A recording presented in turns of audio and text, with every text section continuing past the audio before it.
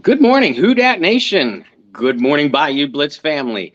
It is game day. Happy Sunday to everybody out there. Whether you're in New Orleans, whether you're in Charlotte getting ready to go to Saints at Panthers, or whether you're stuck up here in the north like myself or any other parts of the country. I hope you've had a wonderful weekend, and I hope your Sunday will get better in a matter of a couple hours. I am Bob Rose. I am one of your co-hosts for Wednesday night's Bayou Blitz podcast and your New Orleans Saints pregame show through the Saints News Network. I am joined by my friend and partner in crime, Brendan Boylan. Happy Sunday to you and your family, Brendan. Yeah, right back at you. I'm one of the lucky ones here in Charlotte. It's beautiful fall weather for the first time all year. Let's see what the Apple Watch says. So we got 71 degrees here in Charlotte, and the New Orleans Saints looking to take on their third consecutive NFC South foe against a Carolina Panthers team that has lost 9 consecutive games dating back to last season and have yet to find any offensive chemistry with their new acquisition in former number 1 overall pick Baker Mayfield. But the defense has been a bright spot for the powdered blue and black, and they look to wreak a little bit of havoc, but they may be without some guys in the secondary today. We're waiting for that official inactive list to drop. They may be without Dante Action Jackson, who had an incredible rookie season for them, along with another young member of their defensive backfield. The Saints, they had a lot of guys on the injury report this week, and I'm sure, and I'll use a John Hendricks quote here, I'm sure if probable was still a thing, you'd have a lot of guys probable and not questionable today. But let's start with the biggest news.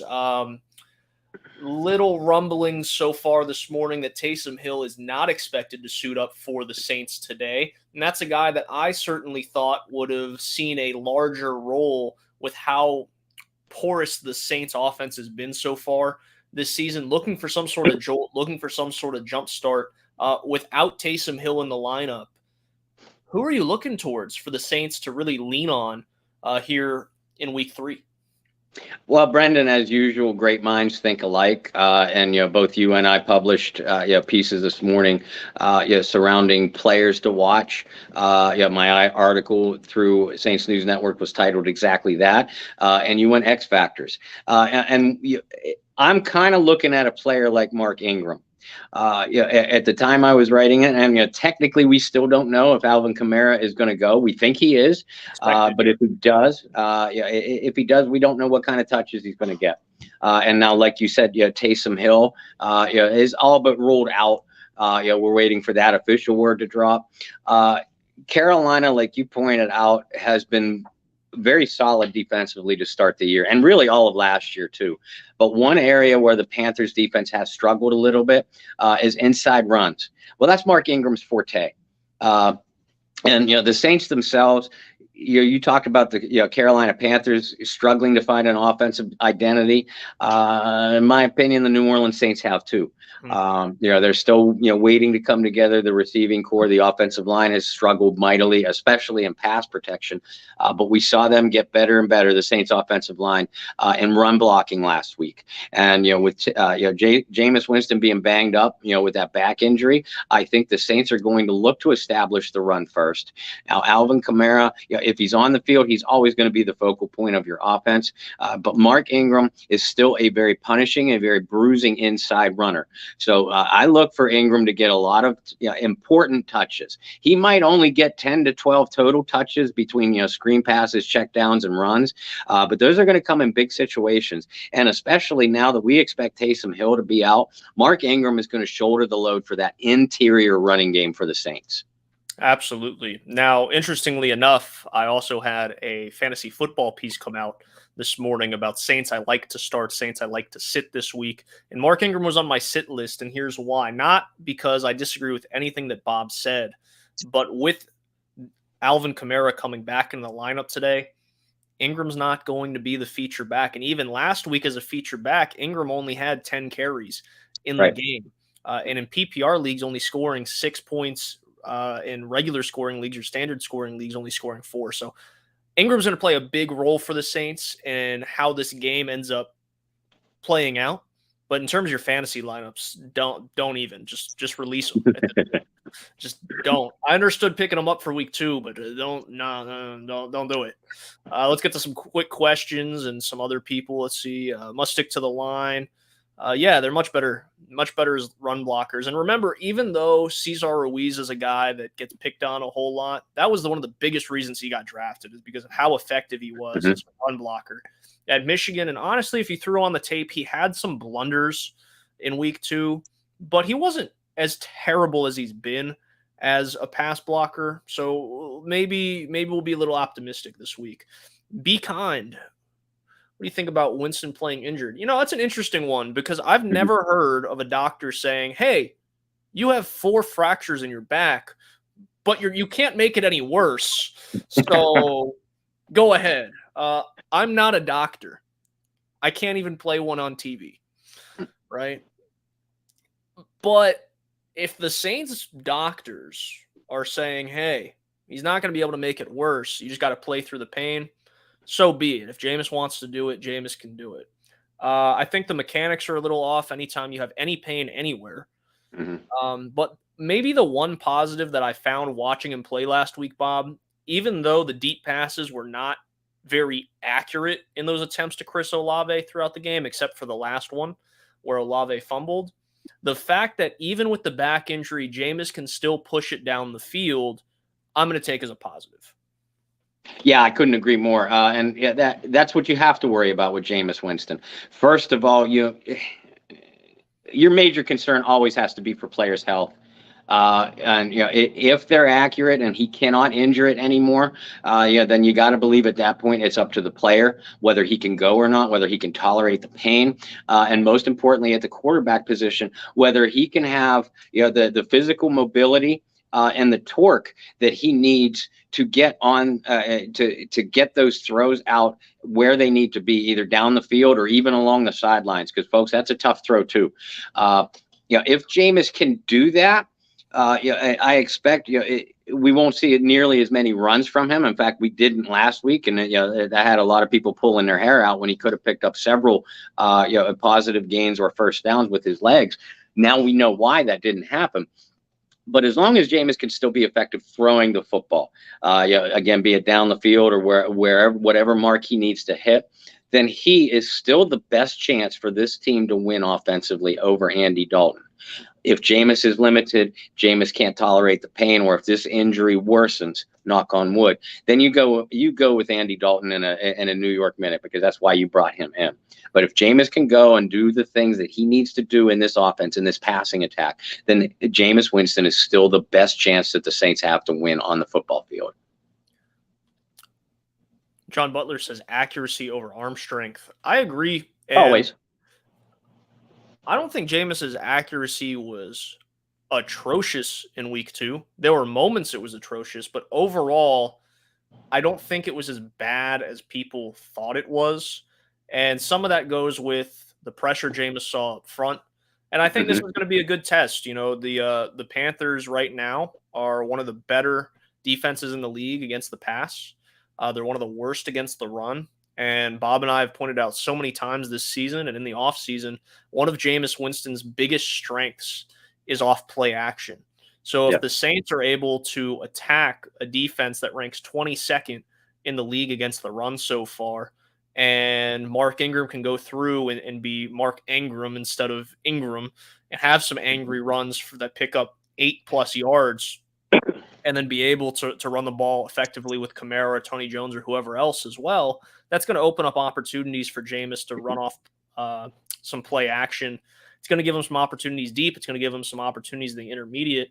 And the other thing I really like about this matchup for Jameis today is, and we talked about it a little bit on Wednesday, the Panthers, very athletic defensively, super talented, but they're young. Yeah. Right? You're going to have J.C. Horn going up against either Jarvis, Landry, or Mike Thomas. Dante Jackson not going to play today. Henderson, very talented, but very young corner. And I wrote it in Campbell's a lot too. Exactly. And I wrote it earlier this week as well. This is a game where the guys like Landry and Thomas could certainly shine because of how effective they are in that short and intermediate and just creating a little bit of space and making it easy on Jameis, which is also going to be a potential big day for a guy like Chris Olave, who had 13 targets last week, because if he's able to run deep routes effectively, whether he catches it or not, he's going to stretch out that defensive backfield, which is going to give Landry and Thomas more space in the intermediate, allowing Jameis to make some easy throws to pick up some big yards. Those are the things I'm looking for offensively for the Saints, but it all starts, and I don't want to beat a dead horse because we said it last week too, but it all starts with how effective they can be running the football early. Not only that, but the Saints need to take control of the line of scrimmage, period, with their offensive line. Running the ball certainly helps, because that will slow the pass rush. I think the Saints need to use their running backs more in the passing game as well. Hit Ingram on a screen pass. Get Kamara involved. I mean, this is the best receiving back in the NFL, and he only had, I think, 4 targets against Atlanta in the opening week, and Kamara wasn't even used as much as we've seen him used in the past as a receiver in 2021 either. He's one of the best the most versatile offensive weapon in the NFL. Use him. And I guarantee you that will also slow the Panthers pass rush. And John Butler, I completely agree with you. Accuracy is far more important than arm strength. But the problem with Jameis Winston's accuracy doesn't come from his back injury, because this is something that I noticed going back to even early last season. Jameis seems so terrified of making a mistake with his arm, throwing an interception or a bad ball, that he seems more apt to me to hold on to that football, maybe bypass a target, that he could hit, the proverbial take what the defense gives you, kind of situation. And when you're operating as a quarterback in a timing-based attack like Pete Carmichael prefers to run, holding on to the football is the worst sin a quarterback could make. You have the best intermediate route runner in football right now in Michael Thomas.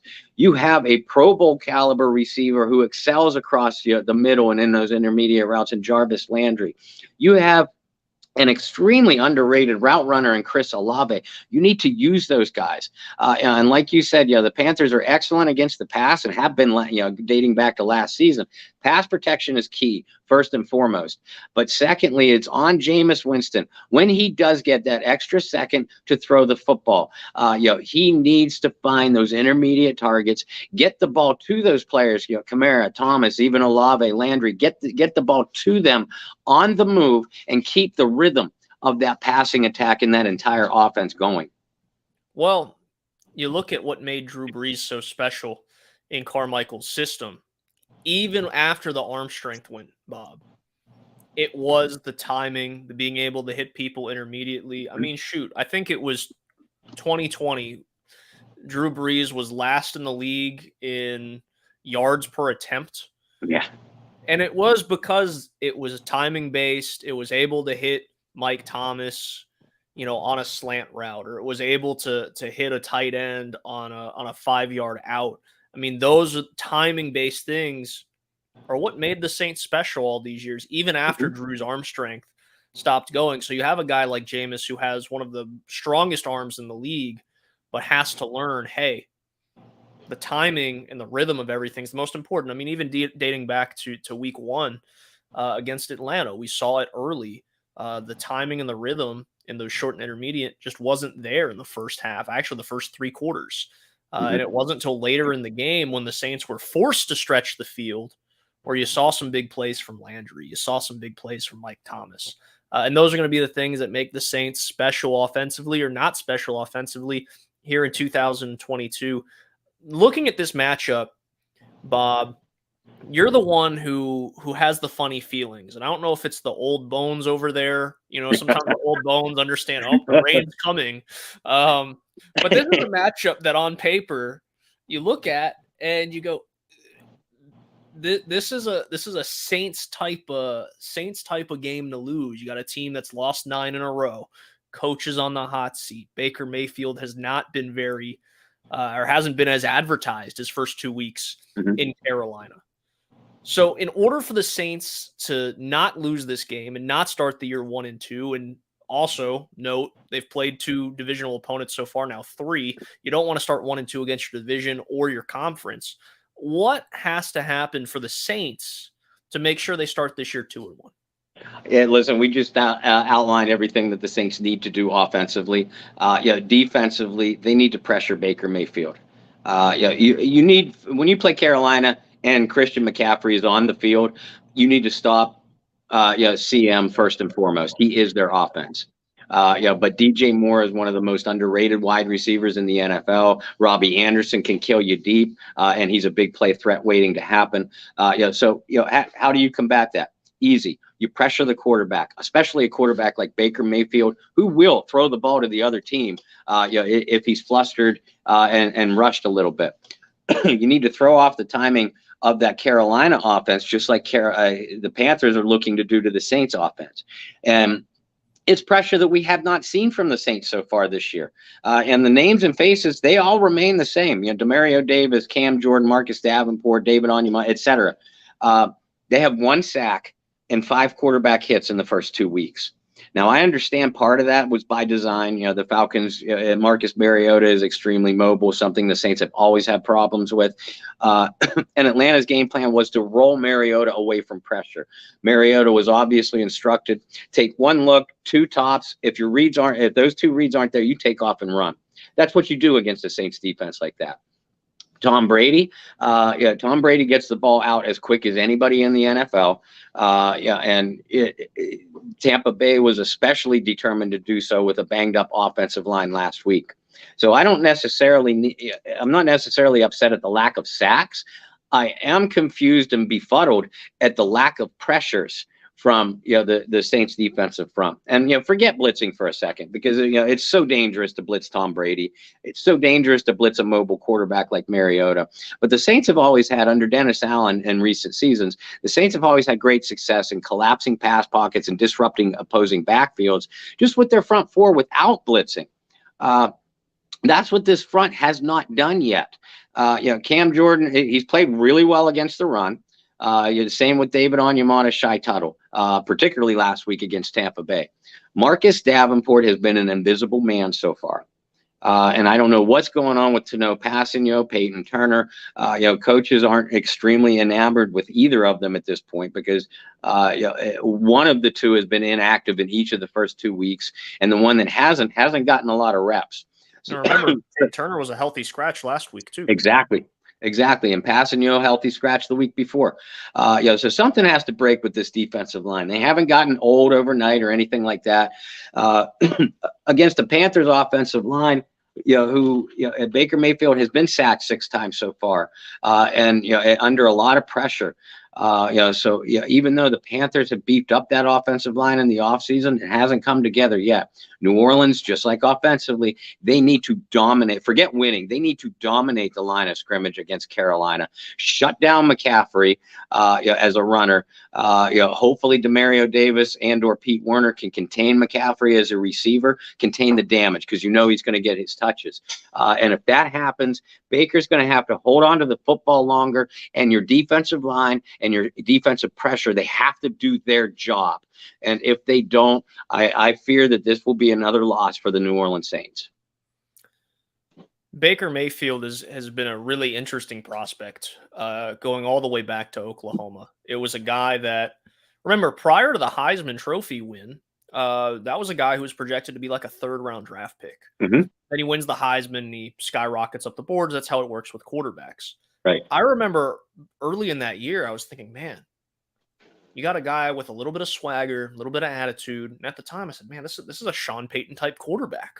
I could definitely see Sean Payton and Baker Mayfield working. And, like I said on Wednesday, you have to give props to Baker, despite being a turnover machine, leads the league in interceptions over the last 3 years, because he took the Browns to the playoffs. And there's not a lot of guys that can say that over the last 20 years. Right. So you got to give Baker props. But he has weapons for the first time in his career. What I think are true underrated weapons. You have a guy like CMC. You have a guy like DJ Moore, who I like a lot. We talked about Robbie Anderson on Wednesday being a guy we both wanted in New Orleans. before they signed Emmanuel Sanders a few years ago. The concerns that I have for the Saints with Baker Mayfield is how much did the offensive coaches watch tape of Marcus Mariota in week 1 and go, we have to mimic this, because Mariota was, for the most part, untouched. And if I'm not mistaken, Mariota had like 60, 70 rushing yards in the game as well. Yep. How can they move Baker around and make it difficult?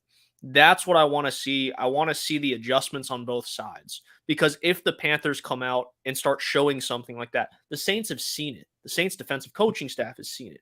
How do you contain it a little better? And back to what you said, Bob, it's not so much about the sacks. Sacks are nice. Sacks are beautiful numbers. Cam Jordan has over 100 of them. And Marcus Davenport at times has shown he could be a elite pass rusher in this league. And he was my X factor defensively in the article. Go back and read why. But how do the Saints contain that? And I think a lot of it, too, is going to start with the pressure in the middle. I mean, we've highlighted David Onyemata a lot this year, being a guy that needed to step up. And we haven't seen a whole lot of that. And then also, who's Onyemata's running mate? Is it Shai Tuttle, who's pretty good against the run, not so great against the pass? Do the Saints need to beef up the defensive tackle spot? Does a guy like Passanio fill that role? What about Contavious Street, who's had some moments and last week was able to break through the line and stop a 4th and 1 in the red zone? Who's going to be that sidekick to Big O? Those are the things I'm looking for a couple answers. Those are going to be season-long questions. Yep. But you want to get some direction for your answer. You might not get the full answer, but you want to see a direction. Let's see questions real quick. What uniform colors today? It's black jerseys, gold pants today. Davenport has to step up big time. I agree. We're missing a presence in the middle. Hey, I just said that. Malcolm Brown is one of those guys. Is he signed with a team? No, Malcolm Brown is still available. And as a guy, I'm a little surprised the Saints haven't even picked up for the practice squad. If he's just sitting out, unfortunately, based on past and recent games of Saints-Panthers, I think this will be a low-scoring game and the Saints lose. I hope not, though. It's just my opinion. That's from Be Kind. Actually, yeah, I didn't really thought about that, but over the years, especially at Bank of America, they've been some low-scoring games, and I've been in a lot of those games. Yeah, there have been some shootouts in this has been a weird rivalry. There have been some shootouts in the Superdome. And then you flip the script and go to Carolina, where it's a relatively low scoring affair. Very defensive oriented. And honestly, I think that's what we get today too. A very conservative offensive game plan from both sides. That's going to be a defensive oriented game. With a lot of adjustments on the fly by each side as well. If I'm not mistaken, there was a game in Carolina where Carolina scored 1 touchdown, and it was a Christian McCaffrey touchdown pass to Chris Manhertz, maybe a former Saint, 50 yards on 4th and 1 or something like that. But just to prove Bob's point, that happened in Carolina. That was in the first quarter. That was the only score of the game for the Panthers. And then you flip the script and you go to the Superdome and you have the games where there was a brawl that broke out with Cam Newton. Just a couple years ago, Will Lutz kicks a game winner, and that was like a 35-30 game or whatever it ended up being. But yeah, it's definitely been. I don't know if it's the cold out here. The fields isn't as nice as at Bank of America. It is a wind tunnel. I'll go ahead and let you guys know. Is it? Okay. It is a wind tunnel type of stadium, so kicking is going to be really interesting. And if you guys are going and sitting in the 500 levels, please bring blankets. It gets really cold up there for different events. Let's see. Scoob, you're late, but hello. Good to see some normal faces here. He says, who dat to you, Bob? He says, who dat to me? Jason says, we will watch this game, or we will win this game. Watch. Well, Bob, we got like 5 minutes left here in the pregame show. So let's do this. You've wrote players to watch. I've wrote X factors.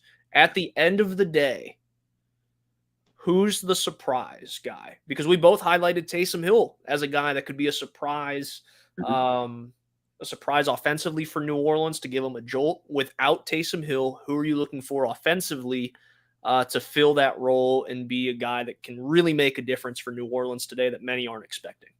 And we both highlighted this player in our pieces too.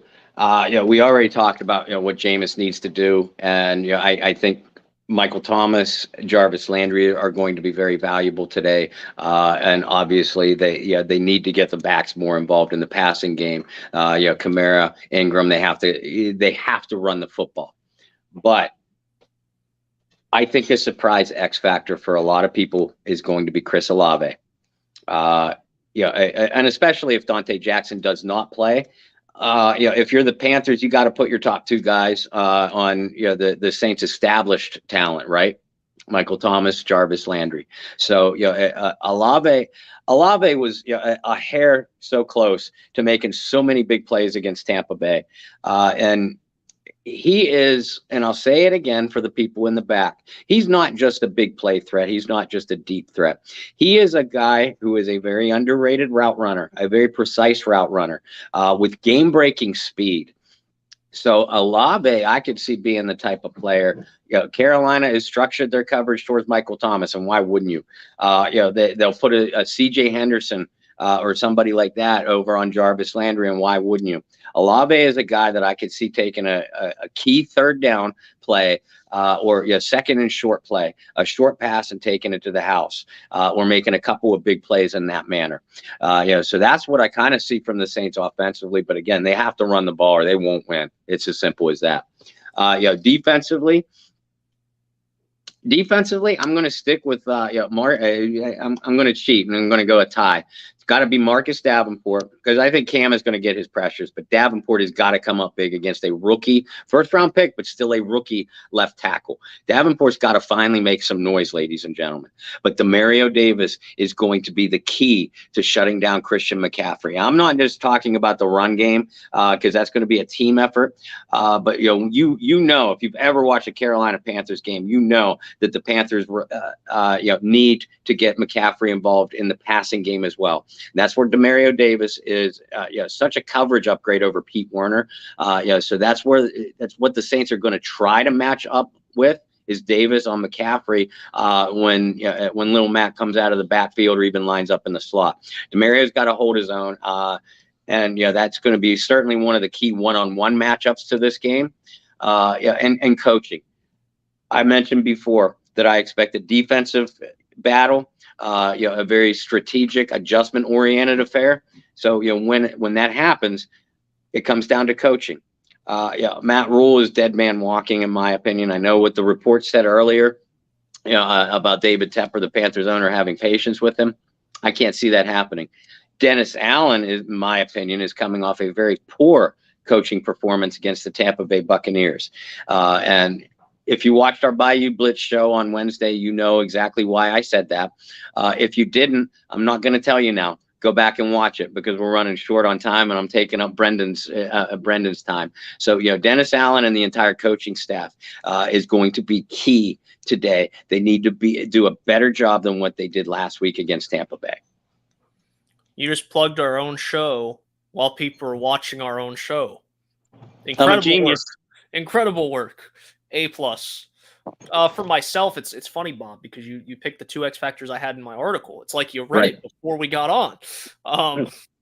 No, I don't want to copy Bob. I will say this with Olave though, just real quick, is that he had 13 targets in the game, led the team in targets, led the team in receiving yards.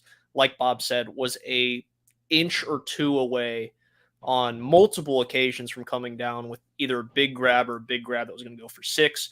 I expect the Saints offense and a creative guy like Pete Carmichael to come back and realize Olave's career day ended on a sour note. Let's rebuild that confidence and get him a deep shot early or just get him a few catches early. I definitely expect Olave to be a big part of it all. Maybe an end around or a wide receiver screen. I mean, the Panthers saw him go deep plenty of times last week. Now use that speed and game-breaking ability in a shorter situation, and then hit him with a deep pass over the top later. That's what I'd do. Well, I mean, back at Ohio State, and I'm sure Ohio State ran it a little bit last night, they love those tunnel screens. Let's give Olave a little tunnel screen, get some of those big guys moving on the offensive line because that essentially makes it a run play, and that's where those guys excel. So maybe look for something like that. But I'm going to go with a guy, and I've named him a couple times, so I'm really, really, really hoping it finally happens. Without Taysom Hill, you need a guy that is going to play a little bit of a joker role. Still looking at you, Deontay Hardy, to come through. And I know it hasn't been on him because you look at the snap counts, he really hasn't been on the field as a receiver. But in a game like this where you need something, some sort of jolt, I'm looking towards Hardy in a situation where he gets an end around or he gets a screen pass and just give it to a playmaker and see what he can do. I'm looking towards a guy like that. Not so much a Callaway. Those are the two guys that have we don't know what their roles are at this point. But I'm looking towards a guy like Hardy. Defensively, it's the first game we're going to see Paulson Adebo. Knock on wood, he's expected to go. But I'm going to pick a different member of the secondary. Honey Badger's been known for making big plays throughout his career, whether it was at LSU, whether it was at Arizona, whether it was at Kansas City, right? Even that little stint in Houston, he made plays. He has yet to make that signature play for New Orleans. And you get a guy like CMC. DeMario Davis is not going to cover CMC the entire game out of the backfield, as much as maybe you'd like him to. I fully expect Tyrann Mathieu to have some of those responsibilities, and I'm looking towards Tyrann Mathieu, whether it's a peanut punch, whether it's a fumble recovery, whether it's a pick, because the Saints haven't had a pick this year either. I'm looking towards Tyrann Mathieu to channel his inner LSU days and come up with a big play for New Orleans this week. And the Saints defense has a tough task. I mean, as much as we talk about Alvin Kamara being the best running back of that class, the biggest offensive threat out of the backfield, CMC's got to be right up there in that conversation as well when he's healthy, because he's a super talented kid. I'm happy to see him healthy. It's just better for the league when he is. So I'm definitely looking forward Tyrann Mathieu to come up big. And it looks like our buddy Jason agrees with me saying Honey Badger will be on it. All right, Bob, final thoughts before we get rolling up out of here. Are we making predictions today, or are we eschewing that? It's your show. I know you're not too much of a predictions guy, but if you're just feeling in that mood, Bob, why not? Yeah, why not? What could possibly go wrong, right, Bayou Blitz family? As we both said throughout the show this morning, we both Brendan and I expect this to be a defensive battle. If you paid attention to the Saints Panthers rivalry and series throughout the years, even on defensive games, there's always a deep play or two. Be it a defensive long return, long pass, long run, something like that. One team always makes it to turn the tide. I think the Saints simply just have too many playmakers that haven't made huge plays yet on both sides of the ball, and I'm waiting for it to happen. I think today's the day that happens. I still expect a low-scoring affair, but I think it's one that the Saints have the ability and the skills to control the line of scrimmage on both sides of the football. If the Saints establish the run early, that's exactly what they want to do, what they need to do. And I think the New Orleans Saints will come out of this with a Week 3 victory. I'm going to go with a 20-13 score. And you can follow Bob there on Facebook and Twitter as well. My prediction, this is a Saints offense that I still have a lot of hope for. And I don't think this is the game where they break out. I think it might be next week when all of us are up way too early in the morning to watch a football game here stateside. I have to give props to John because I know John's going from here to New Orleans and back out within the matter of like not even 48 hours. So yeah, all the beat writers for all the different platforms, we really appreciate all your work. But I do think that this is going to be a low-scoring game as well. I do expect Chris Olave to get his first NFL touchdown. That's my big prediction of the day. There you go. And also note that Mike Thomas leads the league in red zone touchdowns so far, 3 in 2 weeks. So look towards those two guys to potentially make some big plays for the offense. I'm going to take the Saints 21-20. It's going to be a nail biter. It's going to be a lot closer than we want it to be. But that's how the NFC South is. And I think the Saints are able to escape with a victory. I think Jameis looks better this week as well. You can follow me on Instagram and Twitter at BT Boylan. But I think that's how it goes, Bob. I think that's how it goes. Well, real quick, Bob and I will be back for halftime. Right here, same place, whether you're on YouTube and watching it through the Saints News Network on YouTube, whether you're on Facebook, or whether you're watching it through one of our personal Twitter channels. You can find us anywhere there. Bob, I appreciate you so much every Sunday, not just every Sunday, every day of the week, but Tuesdays. Can't appreciate you on Tuesdays. Not sure why, but we'll just pick a random day of the week. Okay. Sure. But Bob, I appreciate you every Sunday. Love doing the pregame show with you. I gave my big prediction with Olave. Give us one more before we head out. Wow. Honey Badger, gets 2 turnovers. Whether 2 interceptions, 1 fumble, 1 interception. I agree with you. He has played well. Solid football, but just hasn't made that game-turning play yet. I do think the Saints pass rush gets to Baker Mayfield and gives a couple turnover opportunities to the New Orleans secondary. And I think Tyrann Mathieu is the big beneficiary of said turnovers. There you go, guys. Well, until halftime, we hope you guys get all your pregame snacks in, get all your pregame fix in. If you're in Carolina at Bank of America, have a good time. If you're watching from home, you guys have a good time. We appreciate you, Bayou Blitz family. Of course, follow us over on Twitter. We'll have polls for you for next week. We'll see you back for halftime. And in the meantime, find peace, spread love, practice positivity. See you guys in a couple hours.